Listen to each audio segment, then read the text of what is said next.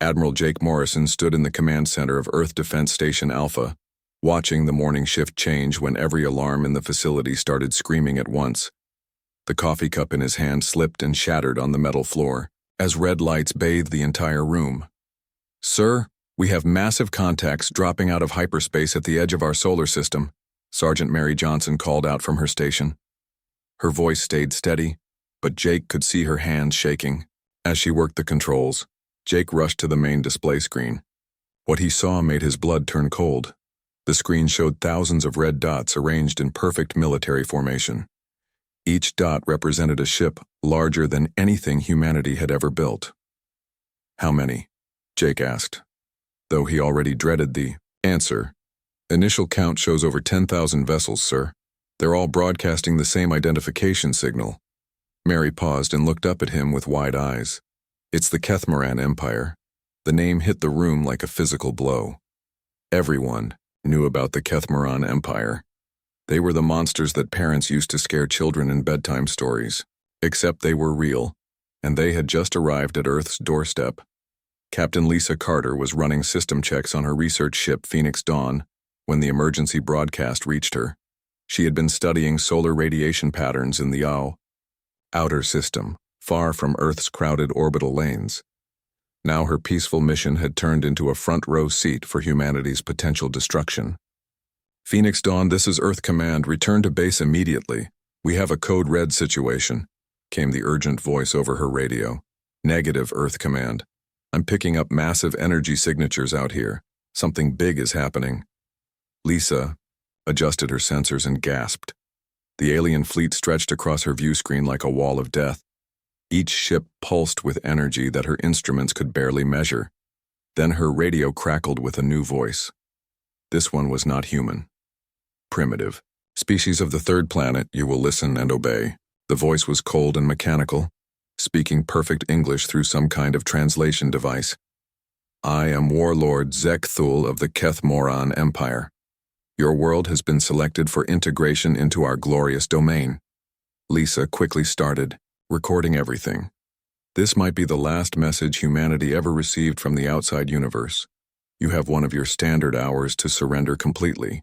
Lay down all weapons, shut down all defenses, and prepare your population for processing. Those who resist will be destroyed. Those who comply will serve the Empire as laborers and food sources." The transmission continued with horrifying images. Lisa watched her screen fill with footage of other worlds the Empire had conquered.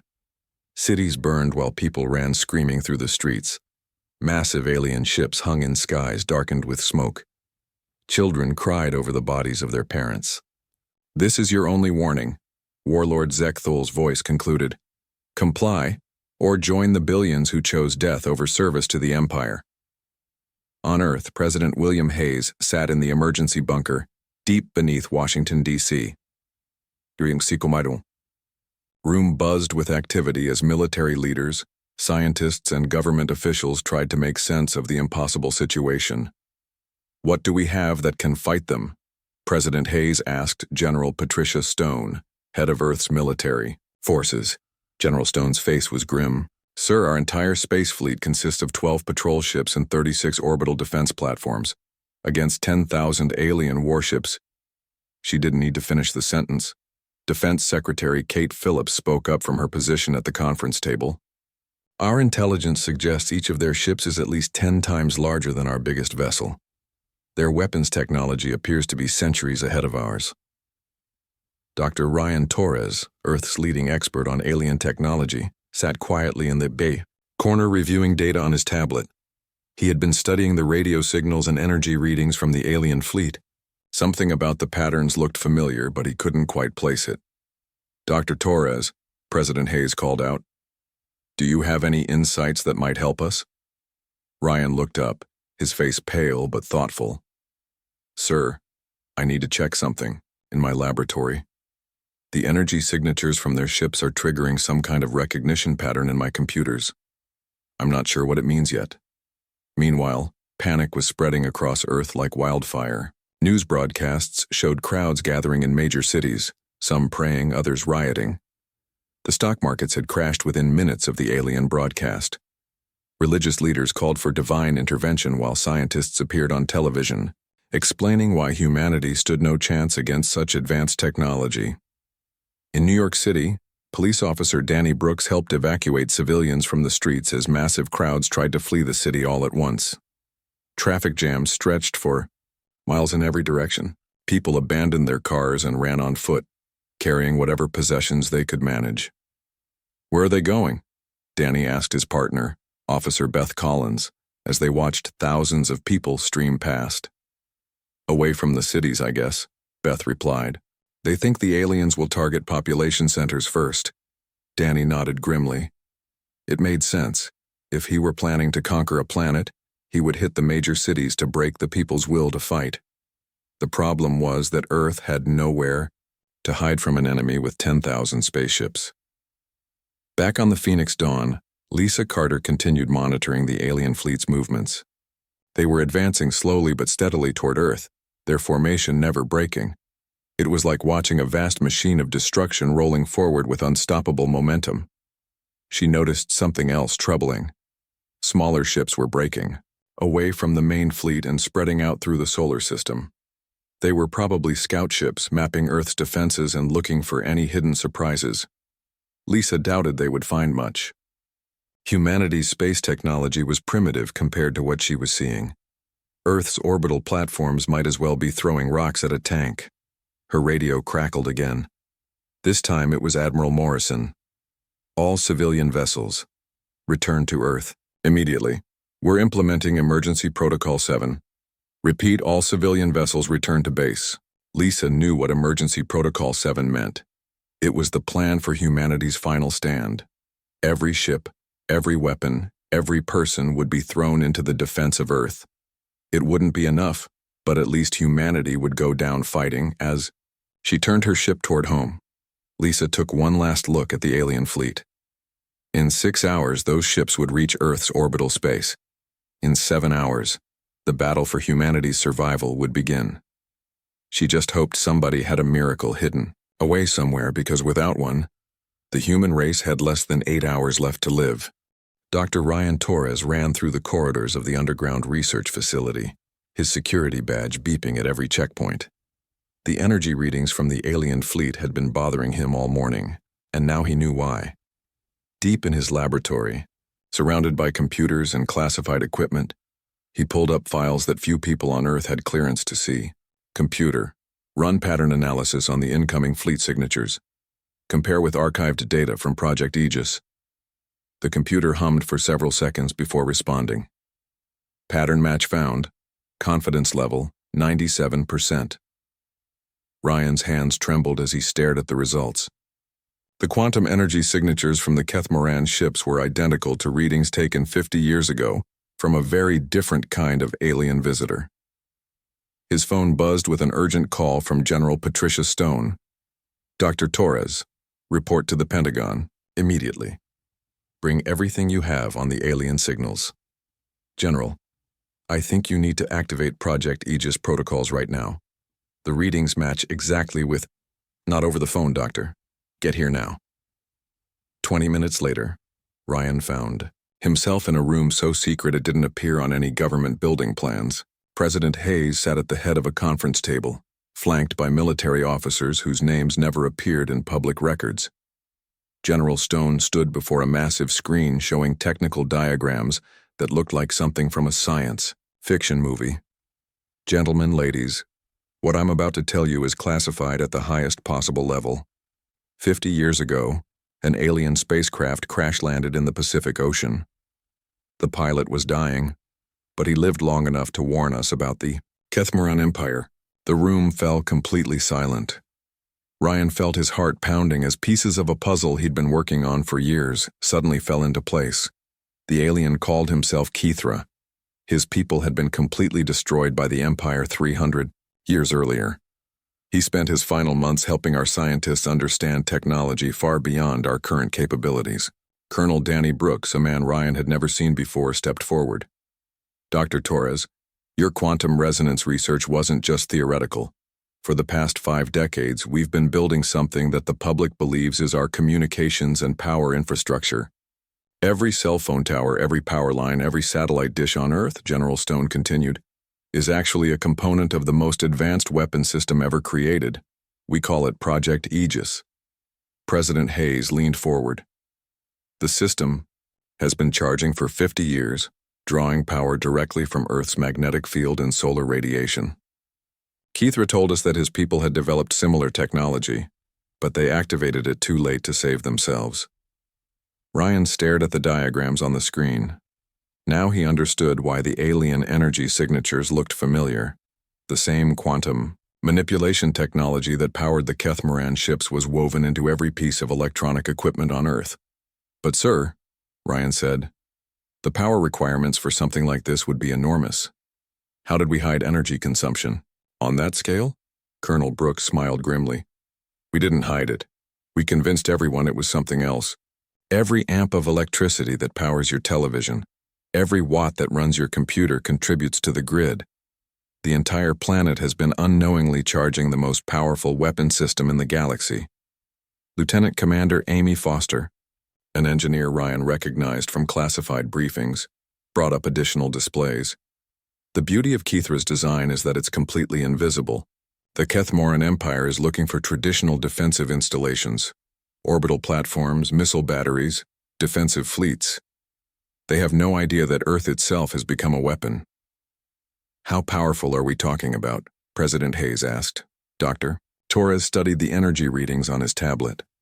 Based on these calculations, if the system works as designed, we could generate focused energy bursts equivalent to several supernovas. The question is whether we can control and direct that much power without destroying ourselves in the process. General Stone nodded toward a wall display showing the approaching alien fleet. We're about to find out. The enemy will reach our outer defense perimeter in 4 hours. Colonel Brooks, initiate Phase 1 protocols. Across the planet, systems that had been dormant for decades began coming online. In rural Kansas, Farmer Joe Miller noticed that his old radio started picking up strange signals. The device had been in his barn for 20 years, but now it hummed with energy and displayed symbols he'd never seen before. In downtown Tokyo, office worker Sarah Kim watched in amazement as every screen in her building began showing the same mysterious pattern, geometric designs that seemed to pulse with their own light. Similar events occurred worldwide. Ancient televisions turned themselves on. Computers that had been unplugged for years suddenly displayed complex mathematical equations. Cell phone towers began emitting a low harmonic frequency that most people couldn't hear, but somehow felt in their bones.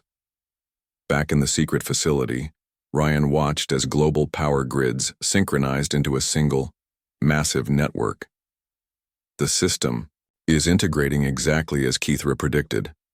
Every electronic device on Earth is now part of a unified defense matrix. Colonel Brooks received a status report from teams stationed around the globe.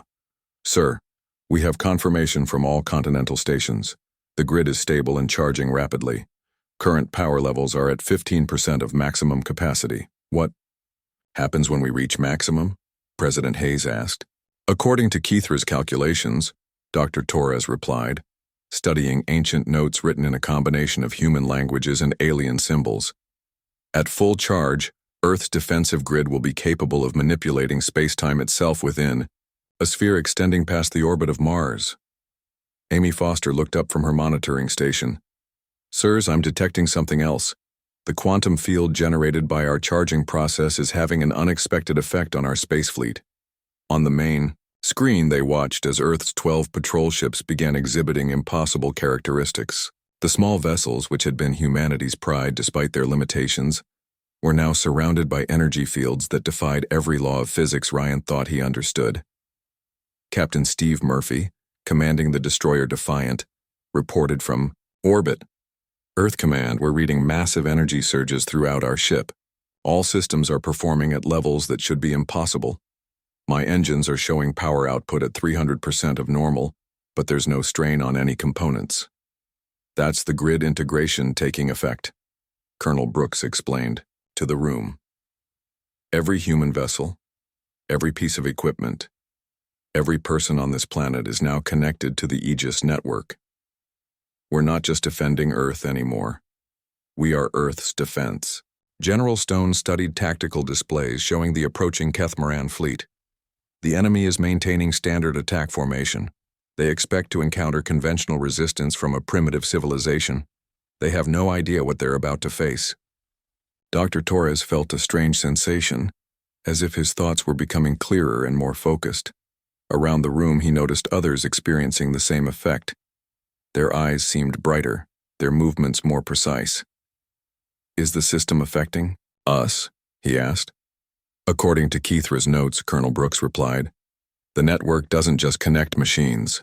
It links all consciousness within its field into a unified awareness. We're becoming something greater than the sum of our parts. President Hayes stood up, and Ryan could see a new determination in the man's face. How long until the enemy reaches? Weapon range? 3 hours, sir. Then it's time to show the Kethmoran Empire that some prey has learned to fight back. Activate all phases of Project Aegis. Let's see if 50 years of preparation was enough. As the final preparations began, Ryan looked up at the ceiling and thought about Keithra, the dying alien who had given humanity this chance. Soon they would discover if his sacrifice would save another civilization from the fate that had befallen his own people. The Kethmoran Grand Fleet moved through space like a cosmic storm. Warlord Zekthul stood on the bridge of his flagship, a massive dreadnought called the Eternal Destroyer, watching the primitive blue world grow larger on his screens. This would be conquest number 1847 for the Empire, and he expected it to be as easy as all the others. Commander Vextar, show me the recordings from our previous victories, Zekthul ordered. I want these humans to understand their fate before we begin. The cleansing. The main display filled with horrific images. Entire cities melted under the heat of plasma bombardment, populations fleeing in terror as Empire soldiers rounded them up like livestock. Children separated from parents, the strong selected for labor camps, the weak vaporized on the spot.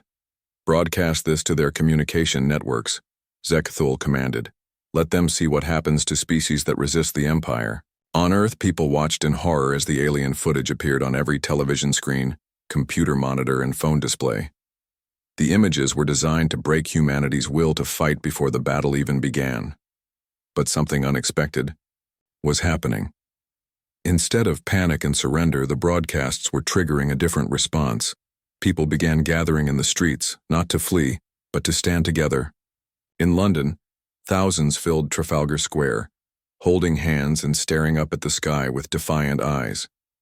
In New York, crowds gathered in Times Square, singing songs of resistance. In Tokyo, families came out of their homes to face the coming storm as one. Commander Steve Murphy received his orders aboard the destroyer Defiant. Along with 5 other human ships, he was to advance directly toward the alien fleet. The mission seemed like suicide, but something had changed since the Aegis system came online. All crew, this is your captain, Steve announced over the ship's intercom. We're about to engage an enemy that outnumbers us 2,000 to 1, but I want you to look at your instruments, look at your weapon systems, look at your engines. Throughout the ship, crew members stared in amazement at their control panels. Every system showed power levels that should have been impossible.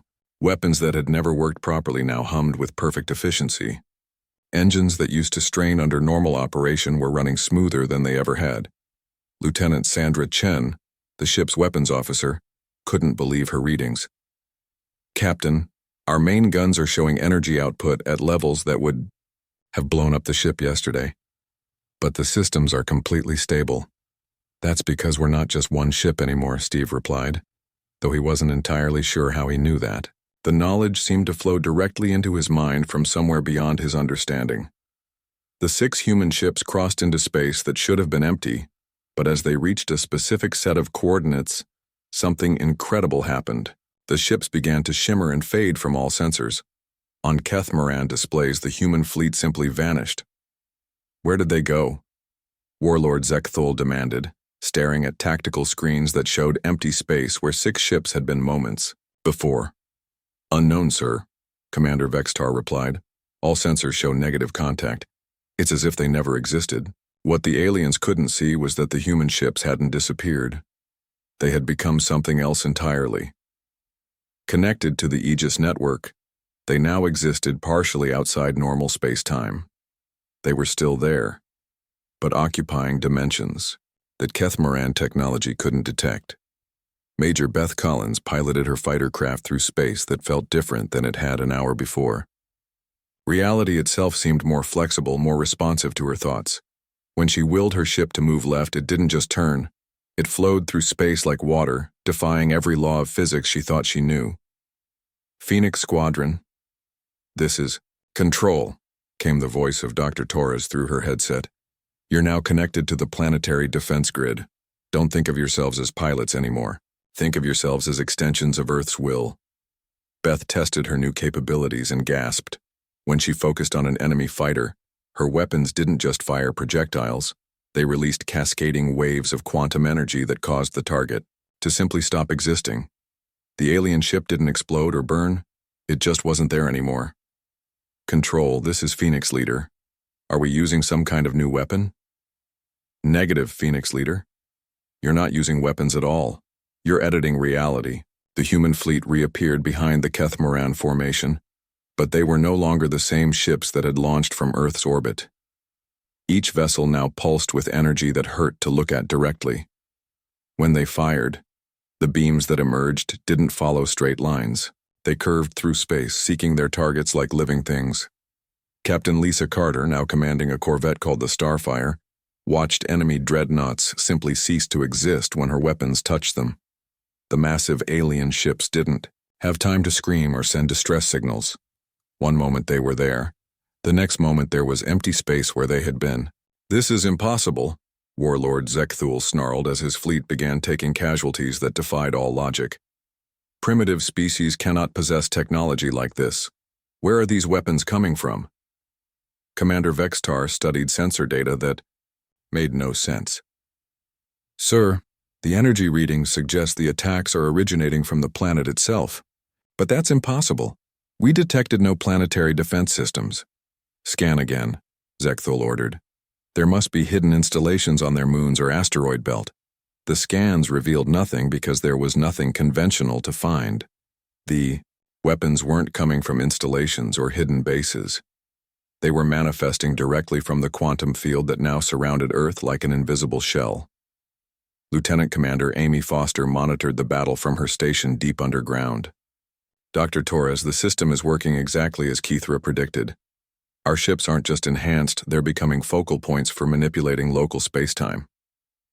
Ryan watched the tactical displays with amazement and growing understanding. The refugee was right. Consciousness itself can alter quantum fields when properly channeled. Every human in the fleet is now thinking the same thoughts, willing the same reality into existence. On the main screen, they watched as the battle became something that resembled cosmic surgery more than traditional warfare. Human ships moved through space like dancers, their movements creating ripples in reality that spread outward to engulf enemy vessels. Sergeant Matt Bradley, manning the guns on the heavy cruiser Vengeance, discovered that he could create temporal loops around incoming missiles. The alien weapons became trapped in endlessly repeating cycles of approach and retreat, never quite reaching their targets. Navigator Sharon Walsh found that she could fold space around her ship, creating pockets of twisted reality that made her vessel impossible to hit. Enemy fire simply passed through areas where her ship appeared to be, striking empty space instead. The Kethmoran Empire's greatest strength, their overwhelming numbers, was becoming their greatest weakness.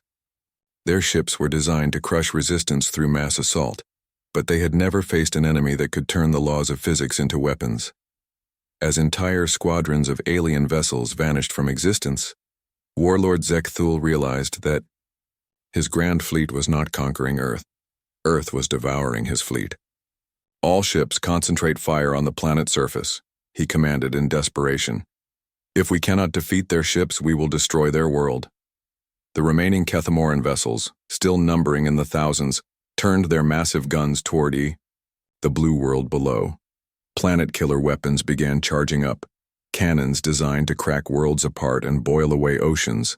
But as they prepared to fire, every human on Earth felt the same thought enter their minds simultaneously.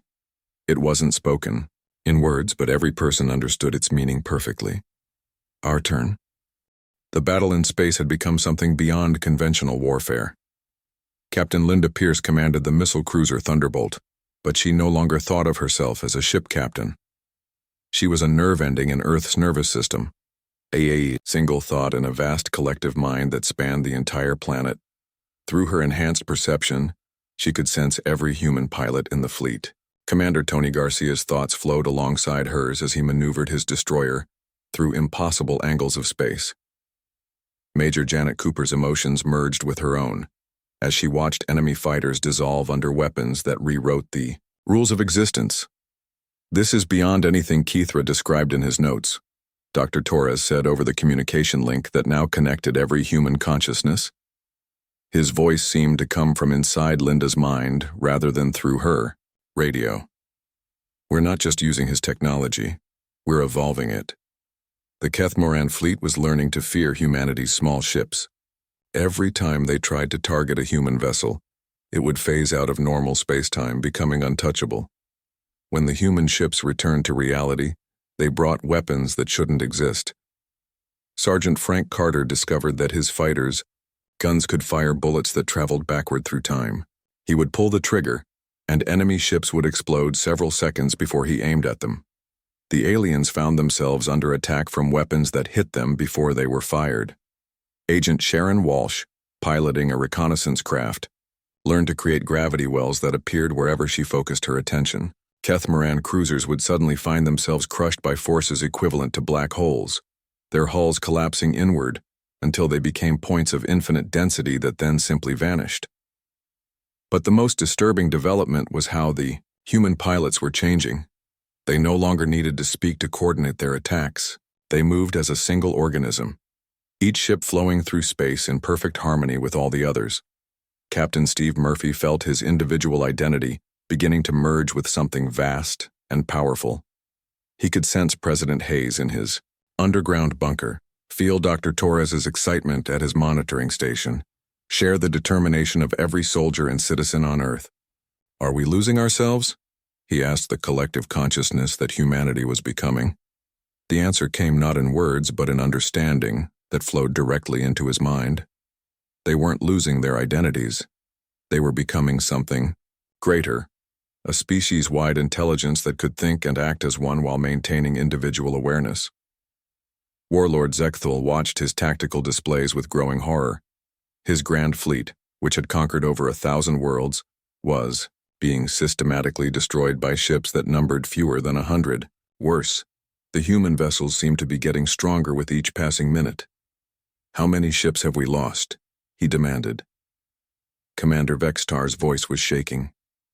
"Over 3,000, sir. And the rate of losses is accelerating. Their weapons are becoming more effective, not less. That's impossible. No species grows stronger during battle." But that was exactly what was happening. Every human connected to the Aegis network was learning from every other human's experiences. When Captain Pierce discovered a new way to manipulate spacetime, that knowledge instantly became available to every pilot in the fleet. Lieutenant Colonel Matt Bradley had started the battle barely understanding how to fire his enhanced weapons. Now he could create temporal paradoxes that caused enemy missiles to destroy the ships that fired them. Major Beth Collins could fold space around entire squadrons of alien fighters, crushing them into dimensions too small to exist in. The collective, human consciousness was evolving in real time, becoming something that the galaxy had never seen before.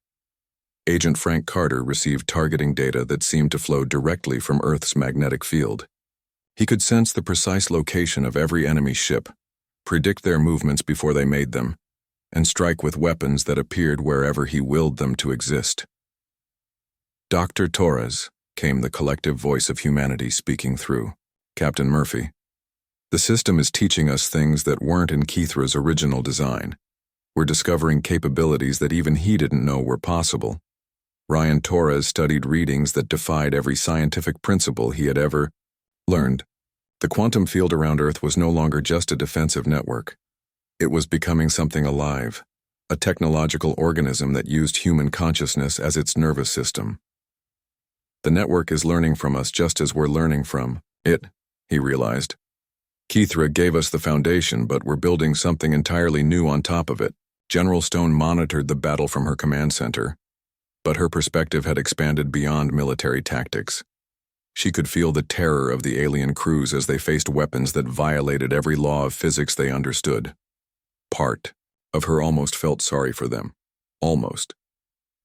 The memories that Kithra had left in the Aegis system showed what the Kethmoran Empire had done to his people. Entire civilizations wiped out for the crime of existing.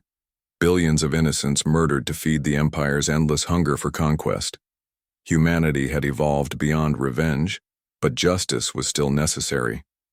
President Hayes felt the collective will of his species flowing through him. Every person on Earth was connected now. Farmers in Kansas, factory workers in Detroit, children in playgrounds across the world.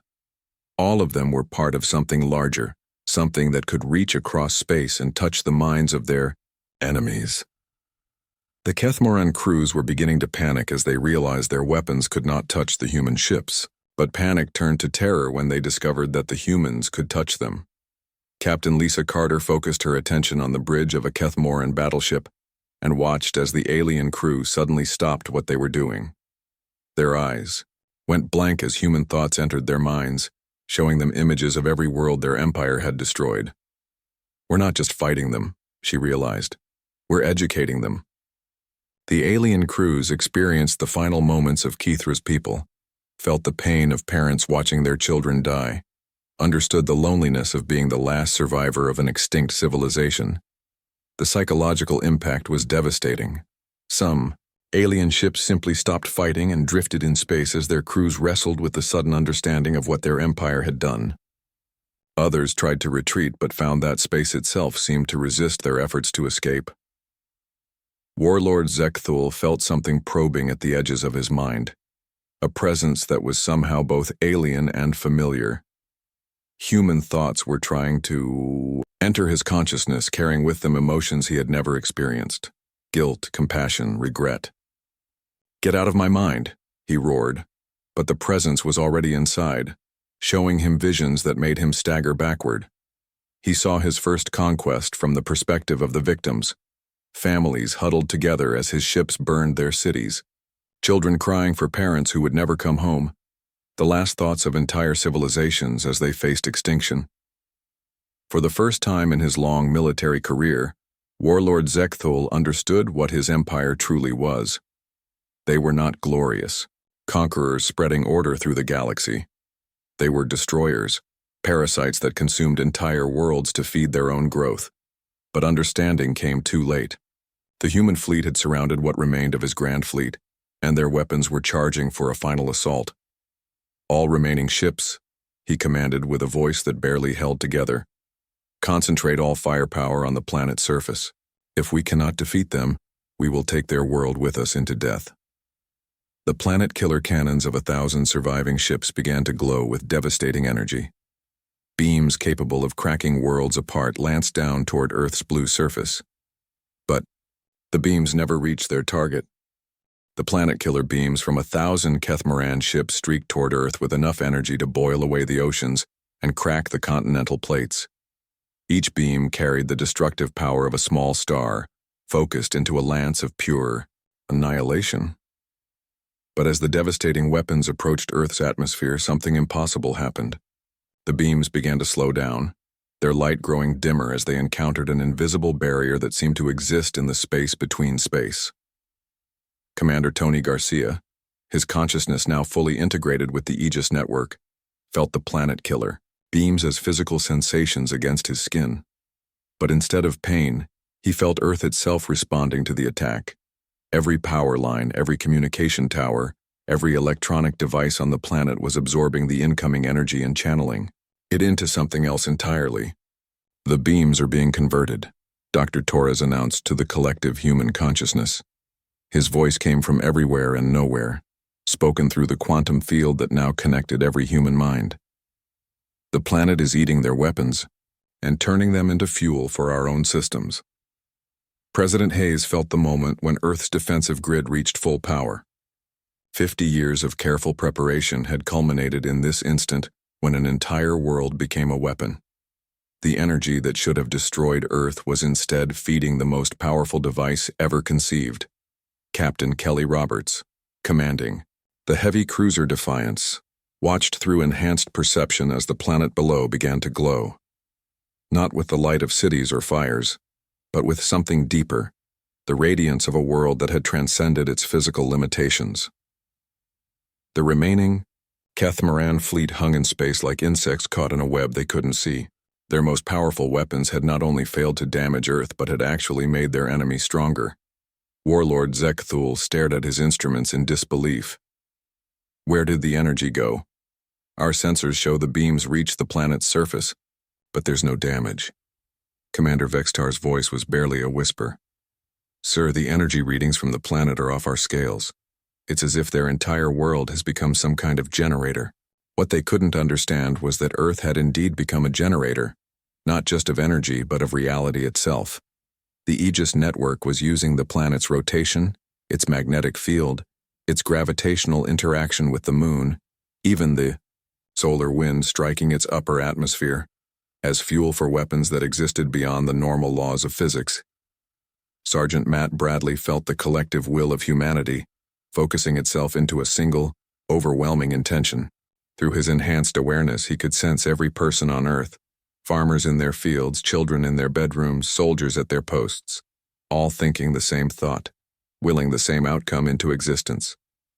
The response came not from any specific weapon or ship, but from Earth itself. Space around the Kethmoran fleet began to change. At first, the alterations were subtle, slight distortions in starlight, minor gravitational anomalies that confused their navigation systems. Then the changes became more pronounced. Major Sharon Walsh, piloting her fighter through dimensions that normal physics couldn't explain, watched as reality started to rewrite itself around the enemy ships. The aliens found themselves flying through space that had different rules, where their weapons wouldn't fire and their engines couldn't maintain thrust. What's happening to them? Captain Steve Murphy asked the collective consciousness. The answer flowed into every human mind simultaneously. They're being edited out. It started with individual ships on the edge of the formation. A Kethmoran destroyer would be flying in perfect formation one moment, then simply wouldn't be there the next. Not destroyed, not exploded, just absent, as if it had never existed, at all. The process spread inward through the fleet like a wave of non-existence. Cruisers, battleships, carriers, all vanishing without trace or debris. The aliens aboard had just enough time to realize what was happening before they too ceased to be. Captain Linda Pierce felt a moment of something that might have been sympathy for the enemy crews. But then the memories stored in the Aegis network reminded her of what the Kethmoran Empire had done to countless worlds, and the sympathy faded into cold justice. Warlord Zekthul's flagship, the Eternal Destroyer, was among the last to be affected. He stood on his bridge watching his grand fleet disappear ship by ship, understanding finally that he was facing something beyond his comprehension. "This is not possible," he whispered. "No species has this kind of power. No one can simply erase matter from existence." But that was exactly what was happening. Earth's collective consciousness, channeled through the Aegis network and amplified by the planet's own energy, was demonstrating that consciousness itself was the fundamental force of the universe. Matter and energy were just thoughts in the cosmic mind, and those thoughts could be changed. Agent Frank Carter, his individual identity now part of something infinitely larger, felt the final moments of the enemy fleet like a gentle sigh in his mind. The last Kethmoran ships didn't fight against their erasure. They simply accepted it, understanding at the end that they had encountered something that operated on principles far beyond their technology. Warlord Zekthul's final transmission was a single word in his own language, broadcast on all frequencies as his ship began to fade from reality. Imathkel. Later analysis would reveal that the word meant impossible in ancient Kethmoran, but it carried deeper meanings. A recognition that the universe contained wonders and terrors beyond what any single species could understand or control. When the erasure was complete, space around Earth was empty except for humanity's small fleet. 10,000 alien warships had been reduced to nothing more than rapidly fading quantum echoes. Captain Kelly Roberts felt the collective consciousness of humanity gradually returning to more normal patterns of thought. Individual awareness reasserted itself, though everyone remained connected at a deeper level than before. Earth Command, this is Captain Roberts, she broadcast on all frequencies, her voice carrying to every corner of the galaxy where civilizations might be listening. This is a message to any species that might be monitoring our communications. She paused, feeling the weight of every human mind supporting her words. The Kethmaran Empire came to our world expecting to find another helpless civilization to conquer and destroy. They found instead that some prey has learned to bite back. Earth was never defenseless. We were waiting. The message continued, broadcast by communication arrays that now operated on principles that transcended normal space-time. Let it be known throughout the galaxy that the age of easy conquest is over. Any species that seeks to enslave or destroy inhabited worlds will discover that the universe itself has developed an immune system. We are that immune system. Dr. Torres monitored deep space sensors that revealed the truth Kithra had hidden in his final gift. The quantum signatures surrounding dozens of other star systems showed that Earth was not alone. Throughout the galaxy, the refugees' people had left similar gifts, seeds of transcendence that would bloom when threatened by forces like the Kethmaran Empire. President Hayes authorized the activation of deep space monitoring stations that had been dormant for 50 years. The displays showed a galaxy where the balance of power was shifting. The age of predator species was ending, replaced by something that the universe had been evolving toward for millions of years. As the immediate crisis passed, humanity began to understand what they had become. They were no longer just an isolated species on a single world. They were part of something vast and ancient, a network of consciousness that spanned the galaxy, linking civilizations that had learned to think beyond the boundaries of individual survival. The Kethmaran Empire had attacked Earth expecting to add another broken world to their collection of conquests. Instead, they had awakened something that would ensure no civilization would ever again face extinction alone. In the depths of space, other predator species received the message and felt fear for the first time in their existence. The galaxy had changed, and the age of the hunters was over. Earth turned slowly in its orbit, appearing peaceful and unchanged to any distant observer. But those who looked more carefully might notice that the lights of its cities pulsed in perfect rhythm, and the aurora around its poles danced to patterns that spoke of intelligence vast, cool, and utterly committed to the protection of all conscious life. Humanity had passed its greatest test and emerged not as conquerors, but as guardians of something infinitely more precious than any empire, the right of all thinking beings to exist, to grow, and to reach for the stars without fear.